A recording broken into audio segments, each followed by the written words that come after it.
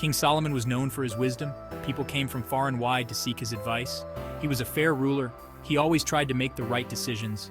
Solomon believed in justice. He knew that every problem had a solution. He used his wisdom to find it. His stories are told and retold. Solomon's wisdom is still admired today. He is a reminder that wisdom is a valuable treasure. One day, two women came to Solomon.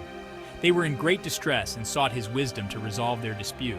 They both claimed to be the mother of a baby. Each woman insisted that the child was hers, and neither would back down. The real mother was desperate to have her child return.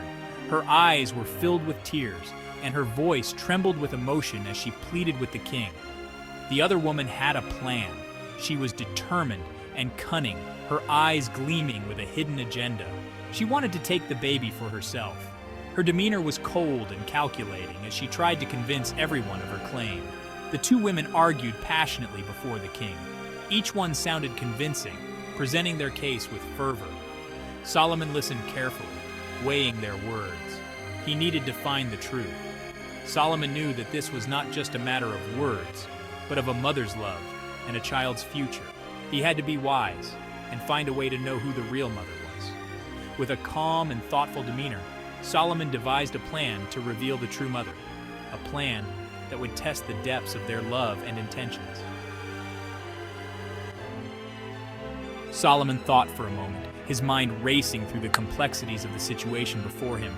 He was known for his wisdom, and this was a moment that would test it to the fullest.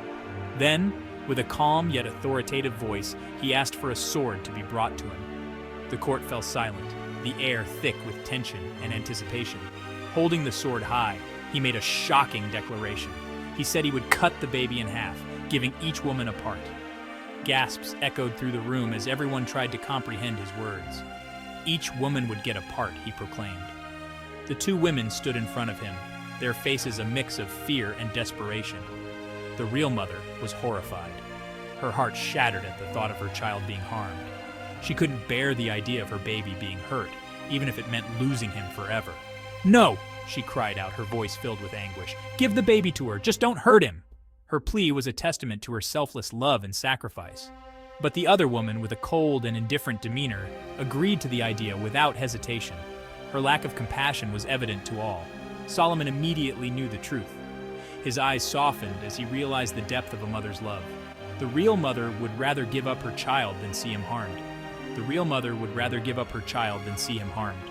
Her selfless act revealed her true identity, and Solomon's wisdom shone through. He gave the baby back to his rightful mother, reuniting them in a moment of pure joy and relief. The court erupted in applause, and Solomon's judgment was celebrated as a testament to his unparalleled wisdom. Section 4. Solomon's Legacy, Wisdom, and Buildings. Solomon was known for more than just his wisdom. He was a figure of immense historical significance, revered for his profound understanding and judicious nature.